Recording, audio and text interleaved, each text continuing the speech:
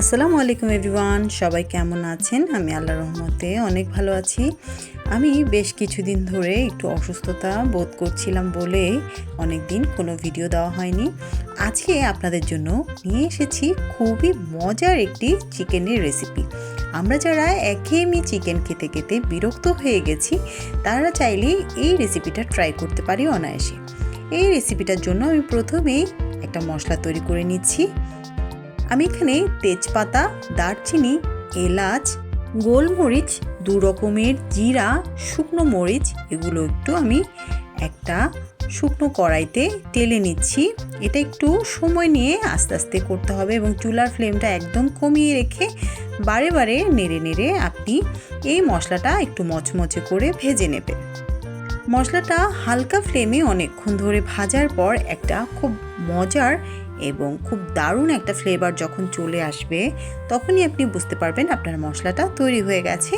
এরপর আপনি এই মশলাটাকে একটু ঠান্ডা করে নিয়ে একটা গ্রাইন্ডারে মশলাটাকে গ্রাইন্ড করে রেখে দিবেন। আপনারা চাইলে এই মশলাটা খুব বেশি করে বানিয়েও রেখে দিতে পারেন অনায়াসে অনেক দিনের জন্য। আমার যেহেতু অল্প একটু প্রয়োজন, তাই আমি এখন আপাতত অল্প একটু মশলা বানিয়ে নিয়েছি। আপনারা দেখতেই পাচ্ছেন গ্রাইন্ড করার পর আমার মশলাটা এরকম পর্যায়ে চলে এসেছে। এখন আমি চলে যাচ্ছি চিকেন রান্নার জন্য। আমি চিকেন রান্নার জন্য একটি পাত্রে কিছুটা তেল দিয়ে নিয়েছি। এই রান্নায় খুব অতিরিক্ত তেলের প্রয়োজন নেই। এখন আমি দিয়ে দিচ্ছি 1 কাপের মতন পেঁয়াজ কুচি। পেঁয়াজ কুচিগুলোকে আমি এখন তেলের মধ্যে একটু ভেজে নেব। খুব বেশি বাদামি করে ভাজবো না, হালকা একটু ব্রাউন হয়ে গেলে আমি এতে একে একে মশলাগুলো দিয়ে দিচ্ছি।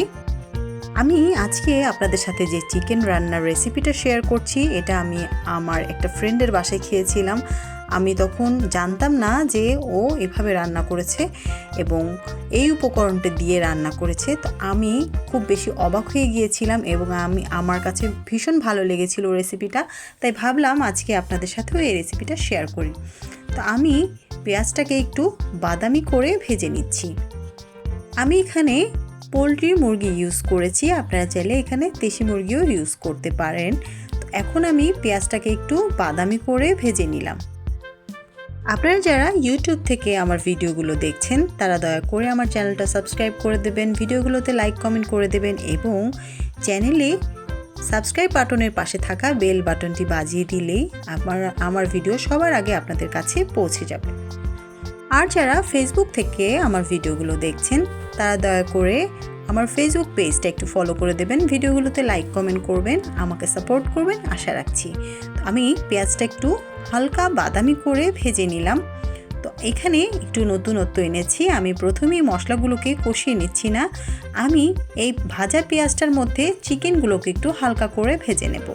তো আমি এখানে পোলট্রি মুরগি ইউজ করেছি, তো আপনারা চাইলে দেশি মুরগি ইউজ করতে পারেন। তো আমি পোলট্রি মুরগিগুলোকে এভাবে ধুয়ে খুব ভালোভাবে পরিষ্কার করে নিয়ে ভেজে রাখা পেঁয়াজটার সাথে 2 থেকে 3 মিনিটের জন্য সামান্য একটু লবণ দিয়ে আমি ভেজে নিচ্ছি।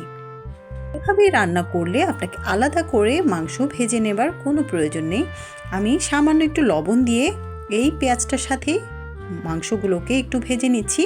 এরপর আমি এতে অ্যাড করছি আদা এবং রসুন বাটা। আমার আদা ও রসুন বাটা একসাথে বেটে রাখা ফ্রোজেন করা ছিল, তো আমি সেখান থেকে কিছুটা এখানে দিয়ে দিচ্ছি। এখন এই আদা রসুন বাটাটার সাথে মশলাটাকে আরও একটু কষিয়ে নিচ্ছি।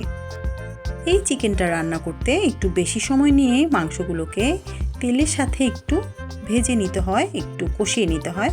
আমি এই আদা রসুন বাটাটার সাথে মাংসগুলোকে কষিয়ে নিতে নিতে আমি যে মশলাটা রেডি করে রেখেছিলাম, তা থেকে এখানে 1.5 চামচের মতন আমি এখানে দিয়ে দিচ্ছি সামান্য একটু হলুদের গুঁড়ো কালারের জন্য। এখন আমি খুব ভালো করে এই মশলাটার সাথে চিকেনগুলোকে একটু কষিয়ে নেব। মশলাটার জন্যই চিকেনের স্বাদটা অনেক গুণ বেড়ে যায়। আমি এই মশলাটার সাথে খুব ভালো করে চিকেনটাকে অনেকক্ষণ ধরে কষিয়ে নিচ্ছি।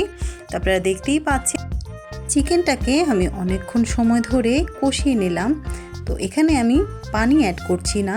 তো চিকেনটাকে খুব ভালো করে কষিয়ে নেওয়ার পর আমি এতে অ্যাড করছি আনারসের টুকরো। হ্যাঁ, আমি আজকে আনারস চিকেন তৈরি করছি।